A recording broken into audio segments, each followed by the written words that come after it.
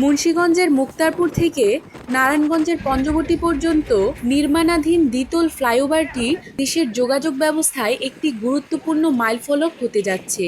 এই প্রকল্পটি সম্পূর্ণ হলে মুন্সিগঞ্জ, নারায়ণগঞ্জ ও ঢাকার মধ্যে সরাসরি ও দ্রুত সড়ক যোগাযোগ স্থাপন হবে, যা দীর্ঘদিনের যানজট ও দুর্ভোগ কমাতে সহায়ক হবে।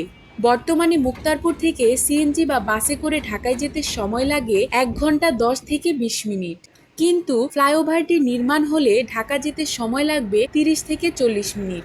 মুক্তারপুর সেতু থেকে পঞ্চবটি পর্যন্ত 10.37 কিলোমিটার দীর্ঘ পুরো এই পথে 3 ধরনের সড়ক নির্মাণ হচ্ছে।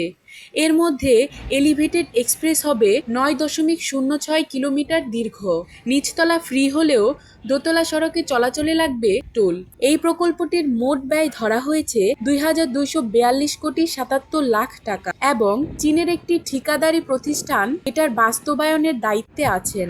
এই ফ্লাইওভারটি চালু হলে মুন্সিগঞ্জ, নারায়ণগঞ্জ ও ঢাকার মধ্যে যানজট কমবে এবং যাতায়াতের সময় উল্লেখযোগ্যভাবে হ্রাস পাবে। নতুন এই সড়ক যোগাযোগের ফলে স্থানীয় ব্যবসা, বাণিজ্য ও শিল্প খাতে গতি আসবে, যা অর্থনৈতিক উন্নয়নে সহায়ক হবে। চট্টগ্রাম ও সিলেট থেকে দক্ষিণাঞ্চলগামী যানবাহন ঢাকার ভিতর দিয়ে না গিয়ে সরাসরি এই সড়ক ব্যবহার করতে পারবে, যা দেশের অন্যান্য অঞ্চলের সঙ্গে সংযোগ উন্নত করবে। আগামী বছর থেকেই হয়তো চালু হয়ে যাবে মুন্সিগঞ্জবাসীর বহুদিনের স্বপ্ন এই ফ্লাইওভার। দীর্ঘ প্রতীক্ষার অবসান ঘটিয়ে অবশেষে দৃশ্যমান হতে যাচ্ছে উন্নয়নের আরেকটি মাইলফলক।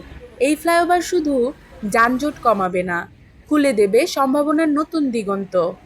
মুন্সিগঞ্জবাসীর স্বপ্ন এবার বাস্তবের ছোঁয়া পেতে চলেছে।